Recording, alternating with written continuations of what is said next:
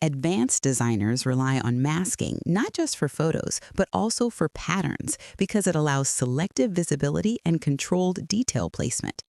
How to explore pattern masking workflows. Open Photoshop and create a new square document around 1500 pixels. Build a repeating motif using shapes or brushes and distribute copies evenly across the canvas. Once the pattern looks balanced, group all layers and duplicate the group so you can experiment non-destructively. Add a layer mask to the top group and select a soft brush, painting black on the mask to hide parts of the pattern selectively. Switch brush opacity levels to create gradual transitions so the pattern fades naturally instead of disappearing abruptly. For precision,